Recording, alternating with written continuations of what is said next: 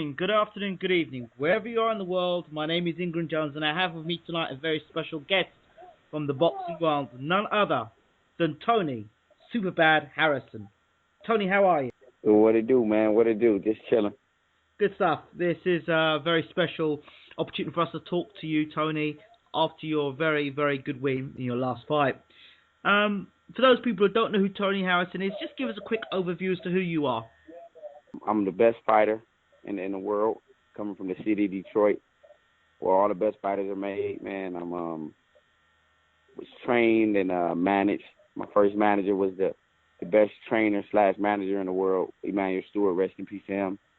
And I'm on a mission, man, to do what he always thought I could do, man, and get that world title. And I'm one step closer to it. What was it like being trained by Emmanuel Stewart? I mean, it was wisdom on top of wisdom on top of wisdom, man. You know, it was, like I say, it was nothing truly special. He kept everything as far as mitt work, just very, very technical. His thing was teaching you how to be technically sound, but the knowledge he can give you, man, was unbelievable. Okay, let's talk about how you got into boxing in the first place, Tony. Man, I started when I was around like 8 years old, man, getting kicked out of school every other week. And, walking through the neighborhood and fighting through the neighborhood all the time. And they would go tell my mom and dad, and I would get suspended all the time. And, my mom told my dad, it may be time to get him in the gym. You know what I mean? And at that age, I didn't even know my dad was a fighter. But, I guess it was just in my blood, man, and I was doing it I was doing it too frequently. And my mom told my dad it may be time to get him in the gym. And from there, I just didn't look back. Okay, talk to me about your father. You said he was a fighter himself. Yeah, my dad, Ali Salam, who was a fighter back in, I want to say the 80s and 90s. Son of Henry Hank, a legend in Detroit. And a very, very, very, very good boxer who fought Joey Giardella 3 times, Bob Foster, and the likes of, all those other guys that was coming up in his era. So, wow. My granddad was a very, very, very good fighter. He had everything. He had all the tools that, any boxer would want. That studies the sport. And, my dad tried to follow in his footsteps, and I tried to follow in his. Okay, so amateur record, what was that like, being an amateur? My amateur record was around 75 and 15. It was around something like that, man. It was just, I didn't have too much. I did everything, man. When track season came, I ran track. When football season ran, I played football. Basketball season came, and played basketball. And then when there was nothing else to do, I just boxed. So, I think my record would have been a lot more, more credible and a lot more fights, had I just focused on boxing. I was one of those guys that just didn't focus on boxing by itself. So you had I did a little bit of everything. You had lots of you had feet in other pies, as you could say. You were dibbling, dabbling everywhere. I was everywhere.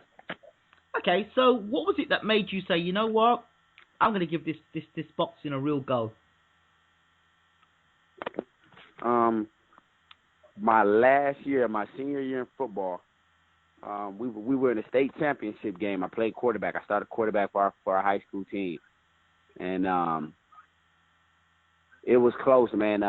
Going in the half, it was tied up. I scored both our touchdowns at quarterback, and we ended up losing to the same team we lost to in the regular season. And from there, man, I just decided that I could have pursued football. And just got my degree. But, I told myself I can't play quarterback, running back, receiver. I can't give it my all in every position. I just want to just do something that I could do on my own and trust myself and believe in myself. And I said, you know what, let me just take on this boxing full time and let me see where it go. And, probably like a month later, I fought somebody from Crunk who was Emmanuel Stewart's fighter. Fighting from his gym, and he so happened to be in the crowd. I didn't even know who Emmanuel Stewart was at this point, and he was at the fight, and from there, man, he came to talk to me and said, I want you to turn pro. And this was when I was like 18. I had just graduated high school, and he wanted to turn me pro then. So But like I said, something my dad seen at that moment contractually that wasn't right for him, and we didn't do it. And then, 3 years later, I took that opportunity when I was a grown man and I could understand for myself, and I took the opportunity for myself. Wow. So when you first met Emmanuel Stewart, were you starstruck, or was it just, what was it for you? When I first met him, you know what, man, I was one of the higher names coming around the city of Detroit. Yeah. You know what I mean? So it was always a lot of people coming up to me talking to me, oh, you're going to be champ one day, you're going to be, you're going to be this, you're going to be that. So to me, it was just another regular kind of guy for me, because I didn't know who he was. I didn't know who Emmanuel Stewart was at the moment. I knew who Tommy Hearns was, but I didn't really know, the status of Emmanuel Stewart. I knew the status of Tommy Hearns as the fighter, but I didn't know the status of the guy behind him. You know what I mean? So it was just one of those things where another guy's coming to talk to me, saying this and that and that and this. So that's the kind of situation it was. So I wasn't starstruck because I didn't even know who I was talking to. Had I knew what I know now, back then I would have been. Wow. I would have jumped in his arms. I probably wouldn't even read the contract, to be honest. If he would have just gave it to me, I probably would have just signed it. Okay. Yeah, interesting. What's the first fight that inspired you? I mean, what was the fight that you said, wow, and you thought to yourself, I want to be boxing. I want to be that. What fight was it for you? If I had to say a fight that just wowed me and I said, wow. Yeah. Back then, when you were younger, that inspired you. I gotta say, Diego Corrales, Jose Luis Castillo. I gotta say that fight there just inspired me, man. Nothing else inspired me like that fight inspired me. Wow. That's a iconic fight in itself. The Corrales being knocked down, spitting the gum shield out, getting back up and knocking Castillo out. It was tremendous stuff. How did that? For me, man, it was just, for me, that fight done to me was just to see a fighter like that, who they thought was in defeat at all those moments of getting knocked down, and him just keep pushing, man. And that's the kind of guy I was back then, man. I was just one of those guys to keep pushing and keep fighting, and no matter how bad the situation is, I feel like I can always get out of it. Okay. So you turned pro under Emmanuel Stewart, correct? Yes. I've heard many stories about the Crunk Gym and the Crunk Wars. Is this true? Everything about that is true.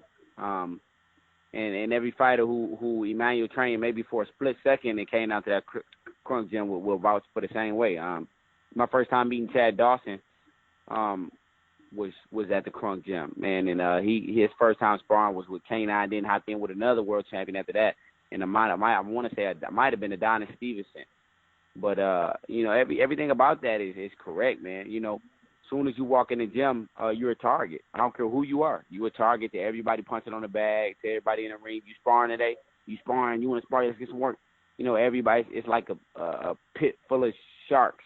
Everybody's a target walking in that door, man. As soon as you walk in the door, you got to strap them up or get out. What do you learn from experience like that, Tony? Say it one more time. What do you learn from experience like that? Always having your back up against the wall, always having to be on guard, always having to prove yourself, your manhood. What do you gain from that sort of environment? It's the grittiness, the toughness, the going against all odds. You know what I mean? Like it didn't bother me. And I think the situations like that just prepared me for situations like being on the B side of the bout. You know what I mean? It didn't bother me when they told me I was on it. Like it bothers some people. I'm on the B side. They expected me to lose. Like it didn't bother me at all because, those situations in that gym where my back is against the wall at all times, and you got to fight your way to the top, and that's exactly what I'm doing now. So them gym wars preparing me for now. Like I was already molded for these situations that I'm going through right now. So how did Tony Harrison ensure that his best work was done outside of the gym and not left inside the gym? You hear so many rumors of fighters that are so good in the gym, but when it comes fight night, they can't perform. How have you been able to perform so well in the ring?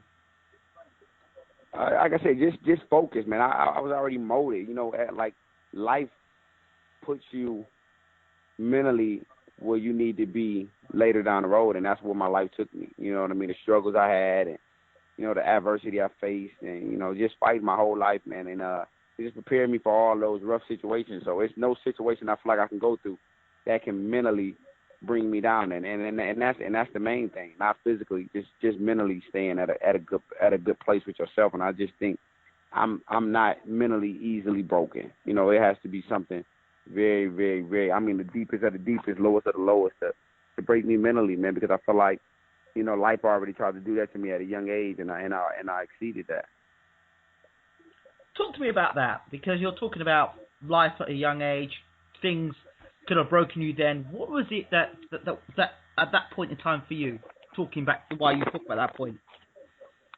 Well, when I was in high school, man, we honestly got kicked out of our house 3 times. So we got evicted out of the house 3 times. So I had to move to 3 different situations, move each time. You know what I mean? And I lost everything. I lost all my clothes. And mind you, I'm still in high school, so I got to still go to school every day. So now I'm catching the bus, from one end of the other city to another end of the city. Waking up in the morning and gambling to get by to make me ends meet. I mean, just everything, man. Just everything. I lost everything. My clothes, my trophies, everything. I didn't have nothing. So it felt like I was at rock bottom, and I started from zero. And I started from nothing, and I'm here now. So, wow. It's just a lot of adversity I faced. Breaking, I even, at those moments, I even split up with my parents. So I went from staying with my parents my whole life to, my parents having to go one place and I'm having to go to another one. You know what I mean? So it made me so much more tougher, man. And life just hit me at a young age where I had to strap them on. I had to strap them on, and from there, it made a man out of me. So you could have taken a route to say, you know what? You could have gone down the route of crime and held onto the route of crime and said, you know what? My environment's made me. What is it that you did to ensure that didn't happen to you? Well, like I said, everything around me, man, is it starts with a good foundation, man. So I had a pretty good foundation, not only my parents, but my brother was my older brother was one of my role models, and he went on to college. At the time we was getting evicted and stuff, he was on his way going to college, so he still pursued his dream. And I used to talk to him all the time. And then the person that took me in was my cousin that I'm with all the time now, which is officially my advisor. He's like my advisor. Right. So I had a very good foundation, man. So I went to stay with him at a young age. So mind you, I'm 16. He got to be like 23 at this time. He got his own house and got his own 2 kids, and he even had to adopt his brothers and sisters through a situation. So we all stayed with him, and through it all, man, he kept everything. He kept us all level headed, and he kept the foundation right. He kept pushing us. He knew I was boxing. He kept me on the track. He woke me up, and we went to go run, and he kept me pushing, man. So it wasn't just me, man. I had a very good foundation. Wow. So you've been blessed in that way. Emmanuel Stewart, you have blessed in this way with Emmanuel Stewart to have had one of the best trainers in the world look after you and train you. Do you think that gives you an edge going into this particular era now? Emmanuel Stewart's now passed on, but do you feel that you've got an edge over a lot of the top boxers today because you've had Emmanuel Stewart's tutelage? I mean, I feel like I had the edge through everything, man, through my genes and through what my father taught me, and then going on to Emmanuel. I feel like I definitely got the edge. Emmanuel had the kill or be killed mentality, and coming from Detroit, that's what I had already anyway. You know what I mean? From street fighting and gambling and hustling and just everything, the environment. So that was already the mentality I had. It just took the right person to link up with me to kind of make that 100% the mission. You know what I mean? So you got some fighters that say box, box, box. When Emmanuel was kill, kill, kill, and that was already my mentality. Wow. You know what I mean? So all it did was put 2 guys together that thought exactly just alike to push a monster to be a monster. And that's all it took, man. So I honestly think he definitely gave me the edge. You know what I mean? Every time I got to boxing, he came and cussed me out. I remember a fight, exactly. He came to my corner and cussed me out and said, son, you're losing the crowd. Stop fucking boxing. Wow. The crowd want to see knockouts. Knock the motherfucker out the next round. I went out and knocked him out. Wow. Wow. That you do catch up with Emmanuel. Remember him when Lennox was fighting Tyson and Exactly. went back to the corner and said, "Get this guy out of there as soon as possible." So yeah, that's a great little reminder there of Emmanuel there. Now, as we know, Emmanuel Stewart trained the great Thomas the Hitman Hearns. Uncle James El-Bashir said to me, check out Tony Harrison. He's going to be the next Thomas Hearns. How much of Emmanuel and what Emmanuel did with Thomas Hearns did he try and impart into you? To be honest, man, that's all we used to talk about, man. And Emmanuel used to tell me before I signed with Emmanuel, he told me at this point I don't want to manage no more fighters. I don't want to work with no more fighters. But you going to be my last one. I'm going to do exactly what I did with Tommy. I'm going to do with you. We're going to do this thing from the ground up. We ain't going to use a promoter. We ain't going to sign with nobody. We're going to do this from the ground up. We're going to build the foundation here at home. And we're going to start selling out this stuff at home. And from there, that's when we're going to get the people. We get the people, we get the money. And that was our goal. So, okay, talk to me more about this, not signing with a promoter and a manager and doing it this way. What was Emmanuel Stewart's game plan with that? How was he going to take you from signing with no promoter, no manager, and then getting you into becoming the next Thomas Hearns? Because that's what he did with Tommy. Tommy didn't sign with a promoter. They didn't Right. sign with a promoter. They signed with a network. Okay. So that was his thing. That was his remedy with Tommy. Tommy didn't sign with a promoter when he initially started off. They didn't sign with a promoter. Emmanuel did everything by himself. He signed with the network. He got the networks to buy into the product, and the product was already. I mean, you got to buy into it. He already had the numbers to prove it. And all that was through just marketing, simple marketing. You know what I mean? So the thing was, Detroit was dying for something. It was for something sweet. You know what I mean? And everything we did was Detroit news, Detroit basketball games, Detroit football games, Detroit presidents, Detroit president of the football teams. Everything we did, we linked up with people that could push us. And like I said, Emmanuel had everything he needed. You know what I mean? Why would we sign with anything? He can walk in anybody's office that has something to do with boxing and get me on any card. Wow. You know what I mean? I was main eventing in California just through Emmanuel. I was main eventing in California. Had to be like my fifth fight out. From 5 on out, I was main eventing fights. Wow. Not only here but in California, and then fighting on Vladimir Klitschko's card. So he had everything he needed. He had the marketing. He knew all the people. He knew the ins and outs. He knew that he had the knowledge. And all it took was to drive the car. All I needed him to do was drive the car. I was riding with him. Wow. So, at what point, when Emmanuel Stewart did pass away, where were you at that point in time when Emmanuel Stewart had passed away? When Emmanuel Stewart passed away, I was actually overseas training with Vladimir Klitschko. We were training together. Right. We had a fight coming up. Yeah, we had a fight coming up, and I was training in Austria at the Stangerworth. And me and him was together. We were together when we both got the news. Wow. So obviously you've been devastated from hearing that news. How did that impact you, Tony, on a personal level? It kind of didn't really hit me hard until I got back home because Emmanuel stayed literally right around the corner. I could walk to Emmanuel's house from where I stayed. Wow. You know what I mean? And that's what I used to do. I used to just walk over there. He used to order food for me and, barbecue for me, cook breakfast for me. You know what I mean? Just chop it up with him. We used to watch Tommy Hearns versus Pepito Cuevas all the time at Joe Louis Arena. Cause that was one of his favorite fights when he beat Pepito Cuevas and knocked him out, and the Joe Louis Arena went crazy. So he used to watch that in his kitchen when he cooked breakfast. And then, it didn't hit me till I got home, and I couldn't walk over there no more. And, I couldn't call him no more. And, I just, it just hit me when I got home, man, and it hurt me. So I got home and I cried for a couple of days, man. I didn't go to the gym at all. I actually skipped the gym for a couple months, I think. And then I got a call from Jim Lampley, who I had met through Emmanuel. And I went out there to stay with him for a couple of days. And just to clear my head, because he knew exactly why I wasn't in the gym. He knew exactly where my state of mind was, when it came to the sport. You know what I mean? A man that put his faith in me is now gone. And did everything to show me that he had faith in me and put the money behind me and bumped me into the right people. I would have never met the people I would have met, successful people and been around the world if it wasn't for him. So I went out there with Jim Lampley, and I stayed out there for like 4 or 5 days, and I just rode around and just got a different state of mind and came back, and that's when I got back in the gym. Let's talk about Jim Lampley. What is he like to be? I mean, you can actually say firsthand what he's like to be with off air, off commentary. What's he like? Jim is a great guy, man. Everything about him is great.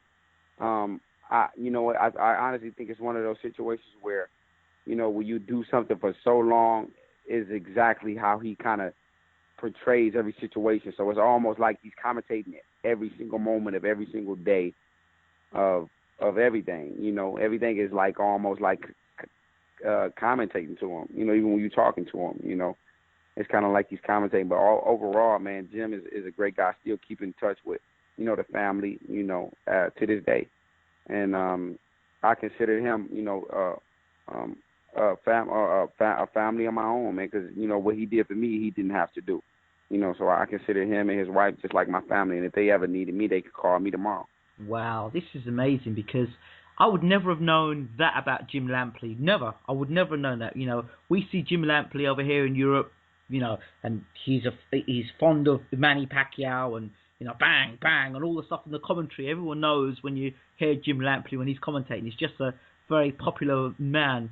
But you just don't, you would never know that side of him. And you could have quite easily done this interview and not talked about Jim Lampley, and I would have known nonetheless about Jim Lampley. That picture of him would have just been Jim Lampley, HBO, Manny Pacquiao, commentary. That's what I would have got. But now you've given me a totally different picture and a different side to Jim Lampley, and I've got to say thank you so much for that, because you could have gone...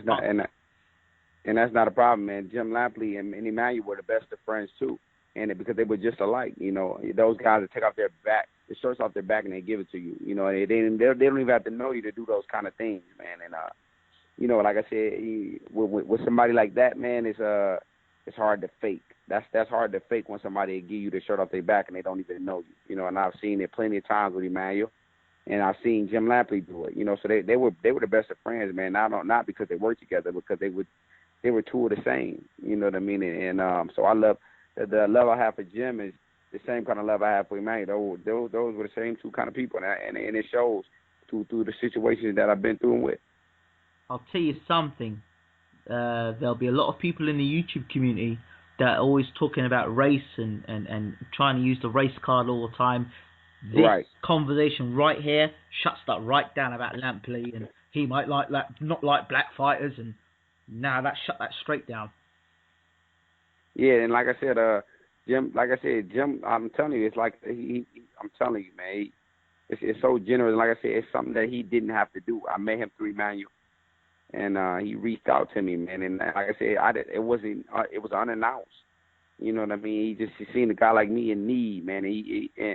And not only me, he does it with this. I'm not the first. I'm not the first guy he's reached out to and helped out.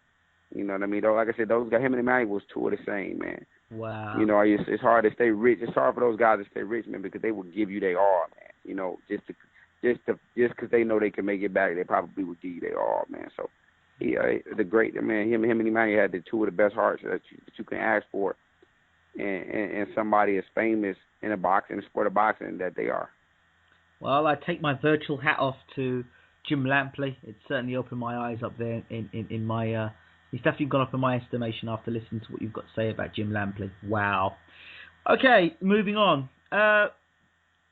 Uncle James Bashir, how does he become... I know he was obviously part of the Kronk gym and around Emmanuel a lot, and I've heard many stories from Bashir about Emmanuel Stewart. Talk to me about how your relationship with Uncle Bashir. Oh, man, Uncle Bashir, man, that is my guy. I'm talking about I can go anywhere around the world with him, man, and just have a good time. He's one of those great spirits, man. He's just a great spirit. He has a ton of knowledge. And you know what, man, Bashir is one of those guys that grew up the same way we grew up, in those bad atmospheres and those bad situations made him the guy he was. So, the situations when you're talking to him, yes, it's all smiles and laughs with him, man. It's all smiles and laughs with him. And he trained me a couple times and it was in my corner plenty of times, not only overseas, but, back at home. And Bashir comes to Detroit a lot. to help some of the fighters train, and I link up with him damn near every time I get the opportunity to. And he's just one of those guys, man, that's very knowledgeable, and he's one of them guys that speak his mind. So if you think you ain't shit, he'll tell you that you ain't shit. You know what I mean? And that's what that's what I like in Bashir. There's no faking him. You know what I mean? It's a lot of faking a lot of guys in the sport, and it's no faking him. When you talk about trainers, it might be unfair for you to compare him to Emmanuel Stewart, but what does Bashir bring? Because there are a lot of people who don't know about Uncle Bashir that are skeptical of him, and so you're a fighter. You've trained with him, and you've trained with Emmanuel Stewart. What do compare and contrast the two trainers, for example? They both had a good attribute of bringing intensity to the corner. They both have that killer mind state, and they both are from that old school era where the killer be killed. They're both from that era. And then, like I said, man, the good thing about those two, man, they both speak heavy volume when it comes to being real with you. When you come to the corner, the motherfuckers will tell you that you lose in the fight. And you got to step it up, son. It's time to step it up. You know what I mean? Some trainers, you hear some trainers saying, "All right, son, you winning," and all. Like, no, there's no faking those guys, man. It's no animation in them. They cut from a straight arrow. They giving it to you straight up and down, and everything those guys do is with intensity. You can see the intensity in those guys' voice. You can hear it, like you can hear it. Not only can you hear it, you can feel it from their voice. Wow. Being an undefeated fighter, which you were, what comes, do you think, with being being an undefeated fighter?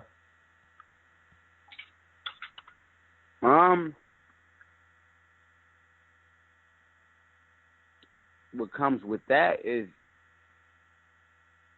a lot of hate, man. A lot of hate comes with it, man. Coming from where I come from, right? It came with a lot of hate. It came with a lot of promises. It came with a lot of high hopes, and it just comes with a lot of hard work, man. Being keeping that oath is. Like I said, in this era, the best thing to keep. You know what I mean? I didn't truly understand it when I had it. And it was right in front of me. I truly didn't understand it until after. Until after you see situations change that. Nobody. The situations change when that old changed, your situation changed, man. So, it just comes with being very smart. And you got to be smart at all times, and you got to keep working. With the O or without the O, you always got to just continue to keep working at all times. Wow. So, suffering your first defeat, you were winning the fight, and then got caught. Happens in boxing. What changed from the night you went into the ring being undefeated, and then obviously losing a fight? What happened to the environment around Tony Harrison? Did people lose faith in you? Did a lot of people that hang around you leave you? What happened? What's the dynamics? Well, I had some people that was around me that left me, and it kind of hit me socially because I was knocking everybody out, man, in rounds 1, 2, 3, and I was knocking them all out, man. And the number of comments that I got socially showed me that the world was always watching. They was just waiting. Because the number of comments that I got when I lost the fight was nowhere near the congratulations I got when I was sitting everybody ass down in round 1 and 2.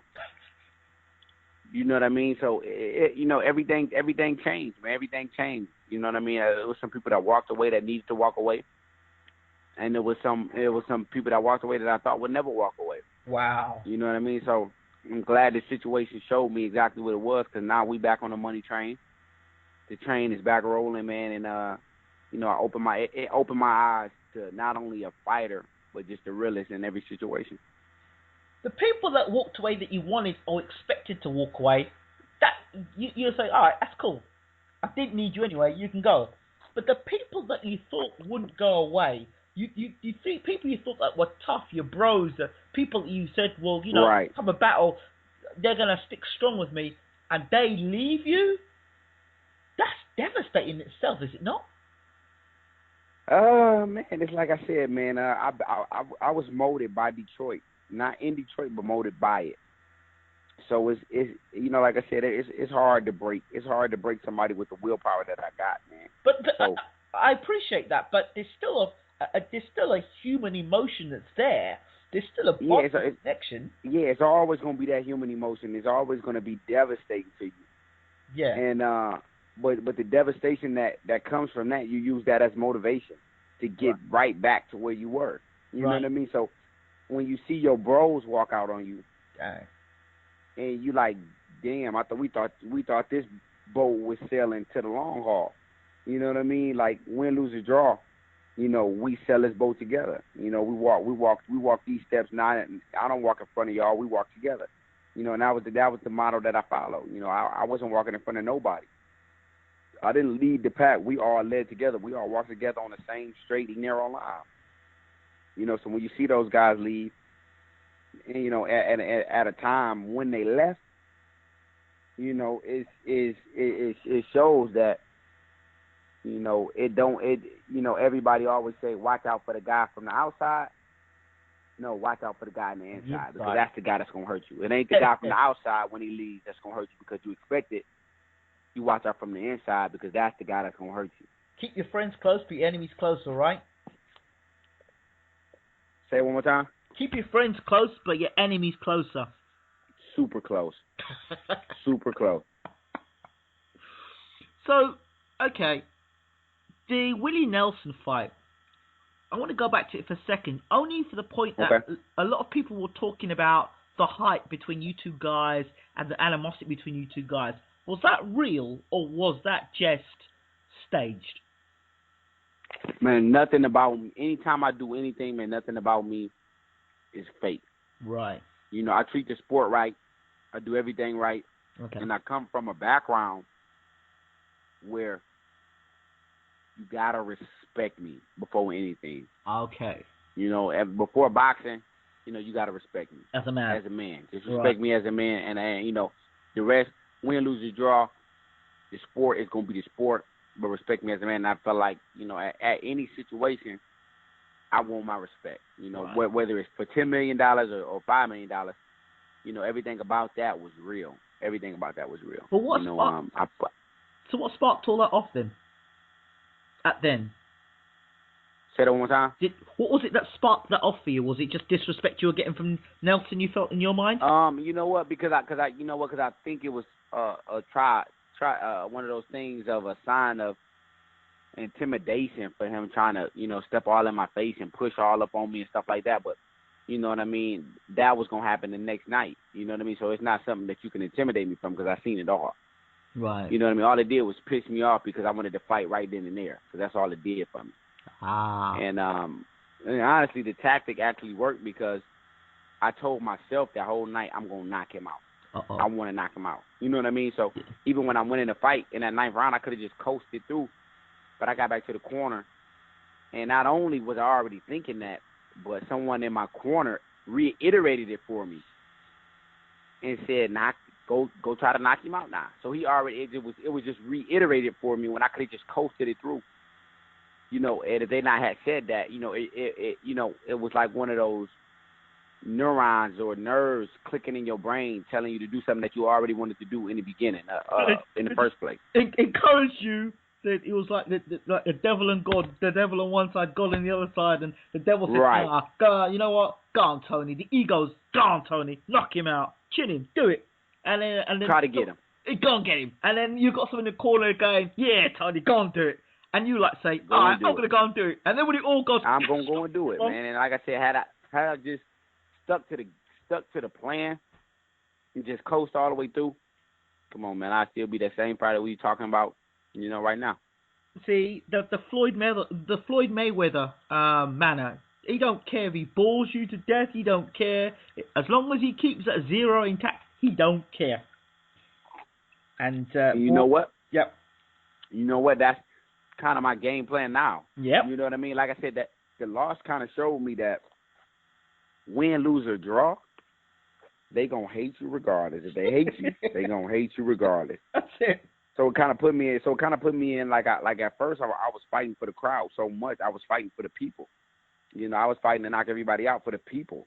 You know, to bring good boxing back to the city. But you know, when I lost, man, it showed me that they was gonna hate me regardless. You know what I mean? They just was waiting for the opportunity to tell me that they hate me.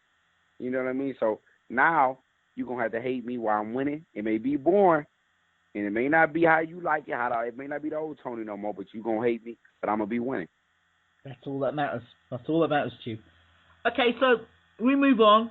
You make the comeback, and then in the opposite corner is the former light welterweight champion of the world, Ricky Hatton, and was recognised, I think, as the number one fighter at light welterweight for a while. What did that feel like fighting one of his fighters?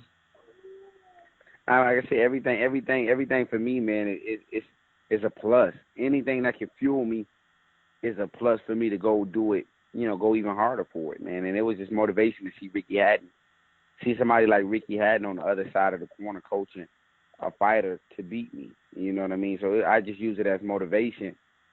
You know, to say that one of the best fighters to ever come from the UK is against the corner, trying to coach a guy to beat you. You beat him. Not only did you beat the fighter, you beat one of the best fighters in the world.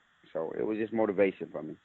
If I was going to critique your fight, I have to say that I was watching you throwing the straight right hand and the way you were off your back foot and the way you were positioning yourself. It was almost like watching elements of somebody who'd been watching Floyd Mayweather under a microscope. Can you kind of let me know what you think of what I just said there? Ah, man, that's a blessing to honestly hear somebody like you say something like that, man. But, it just seemed to me like like the way you were throwing the straight right hand. I was saying it over Twitter. The way you were off your back foot, you on the back foot, you were very how Floyd likes to push off the back foot and be ready. And you know the way you had your everything, the way you were positioned, the way you were throwing your shots, the mannerisms. It seemed almost Floyd-esque in the way you were doing it, just a bigger version. Man, like I said, my camp was so good, man. Like I said, it was one of those camps where I was mentally in a great place. I was mentally, you know, it was no fighting, there was no arguing. It was everybody was on the same page. You know what I mean? I didn't have to go home to my baby mama trying to kill me. You know, I didn't have to do nothing. I went through a camp for the first time straight shot, man, and everybody did their job to do everything right, man, and just mentally, I just was in the right spot, you know, with my uncle telling me, you know, he kept installing in my head, nobody can beat me if you box, nobody can beat you if you box, just box, just box, just box. I know you like to gamble, I know you like to fight, but nobody can beat you if you box. And he told me this every single day, every day at the camp, and it was one of those things that was just it was clicking. It clicked in my head, you know, and that's how we train, you know, and, you know, with the repetitions of training and all around the sparring, it just, you know, everything flew natural. Wow. I mean, everything clicks for you now, and you are the mandatory now for a world title shot, am I correct? Yes. Looking at the champions, who's your target? Like I said, I'm taking it one step at a time, man. But to be honest, man, I wish I could have fought for that WBC instead of John Jackson. You know, I wish that would have been an opportunity that was presented to me, but it wasn't. And I wish it would have been an opportunity. But you know, my goal was to always have that belt. That's just number one for me. That my goal was to always, when I used to see Floyd Mayweather, you know, with the chest full of them. You know, my goal was to always just get that one specific belt, but. You know, a world title for me is a world title. It ranks me. It puts me at you know, it puts me in the city of Detroit at the respect they deserve. And that's all I'm asking for. Give me the respect I deserve. So I'm just waiting in the catbird seat for those guys to fight. And I'm waiting for Al to call me, tell me when my date is to fight, and I'll be ready for the fight. We look forward to seeing you in your world title shot. Now, big fight coming up, Canelo versus Liam Smith. How much do you know of both fighters? I know Canelo. Liam Smith, I don't have too much knowledge about, though. Okay. Lara? I'm familiar with Lara. Okay. Your thoughts on Canelo and Lara? Well, my style of fighting, as a fighter itself, was, I just was leaning towards Canelo because that's my style of fighting. Right. It's hard for me to lean towards Lara, even if he's winning, because that's not my true style of fighting. That's not, that's looking at it, even though it's the art of the sport is not my style of fighting. It's not something that's crowd pleasing to me. So when I see somebody like Canelo aggressively trying to find a way to knock somebody out, I'm always leaning towards that kind of guy. Okay. Andrade. I like him.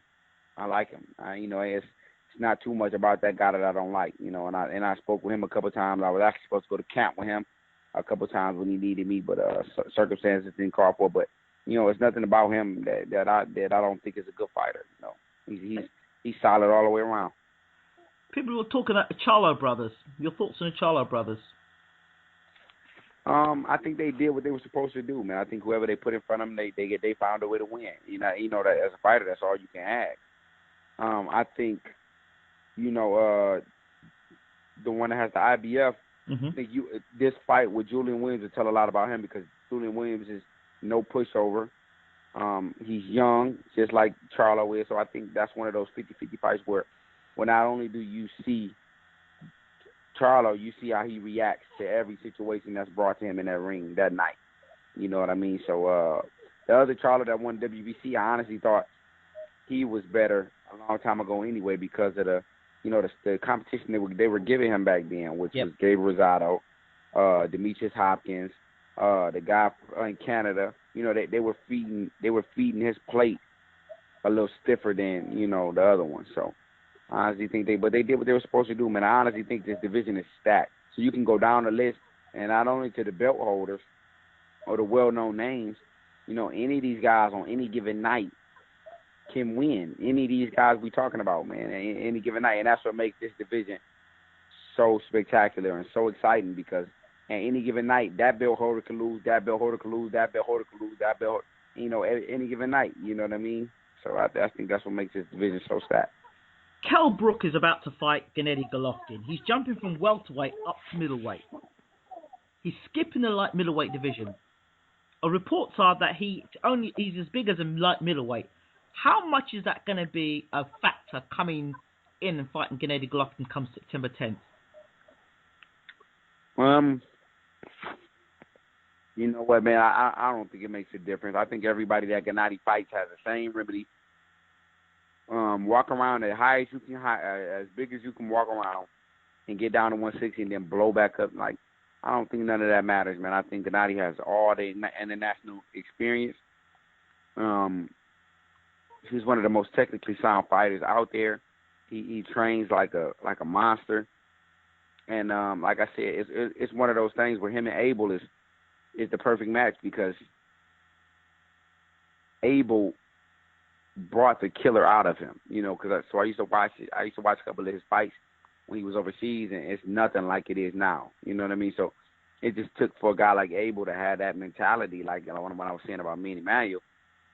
It just took for them two to link up to, to cause havoc. You know what I mean? And I'm fortunate enough to spar Gennady the numerous of times, and everything about the guy when it comes to punching is totally real. It's totally real. You know what I mean? And coming from a guy like me from Detroit who don't care about nobody and will hop out and fight anybody, you know what I mean? It's totally real. So when you say it's totally real, does he really hit? Does he really hit as hard? I know you said he hits hard, but this is now sparring. Is he the monster that everyone says that he is, or is that hype? No, I think he's I think he takes the sport very serious, man, and you don't see too many guys take the sport that serious. And everything he does is train, train, train, and he's the most gentle person outside of the ring, man. But then he gets in there and all hell breaks loose, man. And he's punching just as hard as they said he's punching. He's well balanced. He has a great jab. That's probably underestimated, and he's just technically sound, man. And an underestimated defense too. He blocks real well, uses his hands real well, and do a lot of just sneaky stuff that most people just don't watch and don't peep until you get in there with him, and then you sparring him. You watch him roll with his shoulder and tap down with his hands and turn his head when you throw a right hand. You know what I mean? He got a lot of tricks, man. That's just that goes unseen because he knocks everybody out. You know what I mean? Wow. So, in closing, Tony, when you look at world boxing today and you see your future and you're moving forward, where do you see the boxing media in terms of when the media come to interview you and when fans want to get autographs from you? How do you perceive the media world and fans? When it comes to a fan, man, I take that very seriously because at one point I was fans to somebody, you know what I mean, and I was walking around Detroit trying to get autographs from people that rejected me. So as a fan, that's something that's very serious. It could be from a kid to every adult. You know what I mean? If I fight and I win and there's 4,000 people and 4,000 people want to try to take a picture with me, I'm probably going to stay until they cut off every light in the stadium to try to take a picture with every single last one of those people that want to take a picture. So, that's one of those things because the fans not only appreciate what you're doing, you never know, man. They looking up to you and they seeing the hard work you're doing and they letting you know that you're doing it the right way. So the people that do the interviews, man, I just think they doing their job. So it's not something I feel like they just gotta love you. I just think that they doing exactly what they love to do, but I just think they don't love one particular fighter more than the other particular fighter. It's their job to do interviews with all these fighters. So I just think everybody's doing their job. But when it comes to fans, man, that's something I take to the grave with me. And I do stuff like that for guys like them. So okay, if people want to hit you up on Facebook or Twitter or Instagram, how do they find you, Tony? You can find me on Facebook at Tony Harrison, Twitter at I Am Boxing, and then Instagram, which is my favorite. I'll probably stay on Instagram more than anything at I Am Boxing. Tony Harrison? No, my Twitter, my Instagram is Made in Detroit 1990. Okay. My Instagram, that's Instagram, Made in Detroit 1990. Tony Harrison, thank you so much for talking to Bayloric TV. It's been a super bad interview. Baylor, man, I appreciate you for, finding out, what every other interviewer doesn't want to find out. And not only talking boxing, but talking background and talking, how you got there, man. These are the kind of interviews I think most fighters want to do. Not only just talk about boxing, but let the world know, how you got to where you at besides boxing, man. So I appreciate the interview.